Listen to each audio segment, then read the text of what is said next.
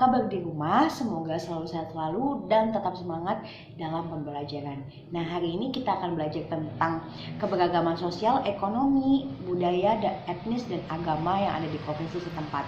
Nah, tujuannya adalah supaya kita memahami apa saja keberagaman sosial, ekonomi, budaya, etnis, dan agama yang ada di sekitar kita. Nah, di Indonesia sendiri kita mempunyai 34 provinsi yang mana mereka punya perbedaannya, entah itu dari pakaian adatnya, agamanya, kemudian rumah adatnya. Nah, selain itu kita juga mempunyai 6 agama yang ada di Indonesia. Nah, 6 agama ini pun mempunyai perbedaan masing-masing seperti tempat beribadah, kemudian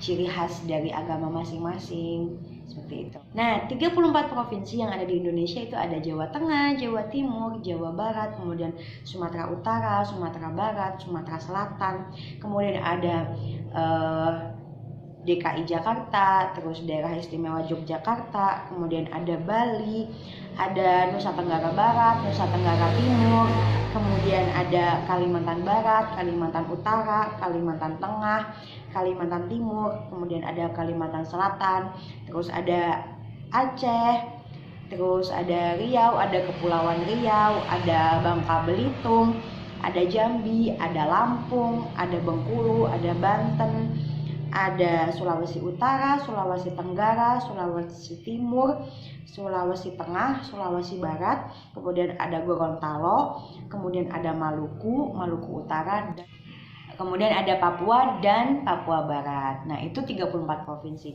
Kemudian, jadi ini adalah rumah budaya yang sempat saya buat yang terdiri dari 34 provinsi. Nah, jadi ini adalah pakaian-pakaian ada dari beberapa provinsi. Nah, terlihat bukan berbeda-beda, tapi inilah ciri khas yang nantinya akan membeda-bedakan mereka.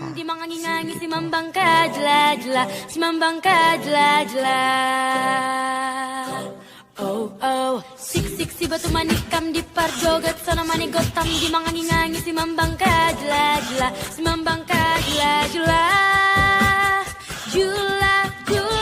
sik si batu manikam di parjogat sana mani gotam di mangangi si mambangka jela si mambangka jela si wong enteng kalentet ngebuka tung kuda tapi bolera bere sik si batu manikam di parjogat sana mani gotam di mangangi si mambangka jela si mambangka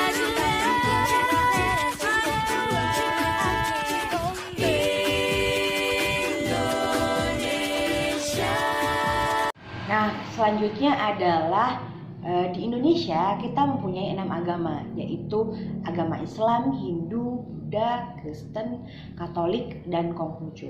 Nah, apa sih yang membedakan dari ke-6 agama ini? Dari tempat peribadahannya. Agama Islam beribadah di masjid, kemudian Katolik dan Kristen beribadah di gereja. Selanjutnya adalah Hindu yang beribadah di pura, kemudian ada Buddha yang beribadah di vihara, dan Konghucu beribadah di kelenteng. Nah, caranya mereka untuk menyembah Tuhannya juga berbeda-beda, seperti Islam dengan sholat, kemudian yang kemudian yang agama lain itu adalah dengan yang memanjatkan doa di gereja dengan menyanyikan lagu-lagu dan menyalakan dupa, seperti itu.